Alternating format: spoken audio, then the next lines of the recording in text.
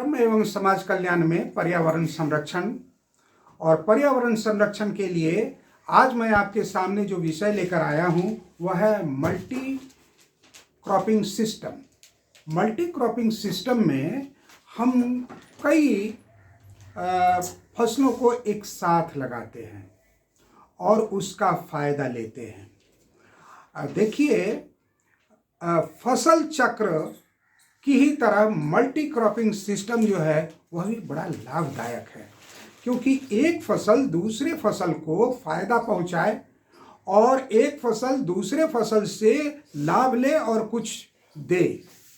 जैसे हमारा सीरियल्स का जो भी क्रॉप है वो सब का सब मोनोकोटिलीडन्स है, जबकि वहीं हमारे दलहनी फसलों में और सब्जियों में जो भी फसल हम लोग उगाते हैं वो सब के सब डाइकोटिलेडनस क्रॉप हैं या प्लांट हैं या आप बोटान्स कह सकते हैं।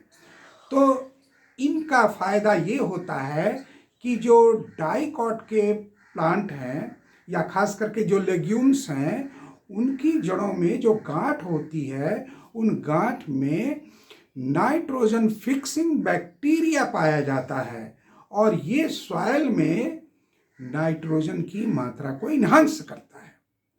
तो इससे जो बगल में सीरियल्स का जो क्रॉप है मोनोकॉट, उसको नाइट्रोजन पर्याप्त मात्रा में नेचुरल वे में पर्यावरण को सुरक्षित संरक्षित रखते हुए मिल जाता है।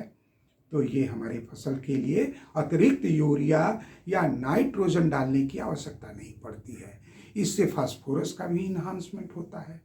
कई ऐसे और इन बैक्टीरिया से फायदा ये होता है कि कई फसलें माइक्रोन्यूट्रिएंट और मेगा न्यूट्रिएंट मैक्रोन्यूट्रिएंट जो है वो दोनों में ही ये माइक्रोब क्या करते हैं कि मॉलिक्यूल को डिसोसिएट करते हैं, जिसके कारण तुरंत नेसेंट फॉर्म में हमको आयंस प्राप्त होता है और ये आयंस जो है हमारे फसलों के लिए बड़ा लाभदायक है।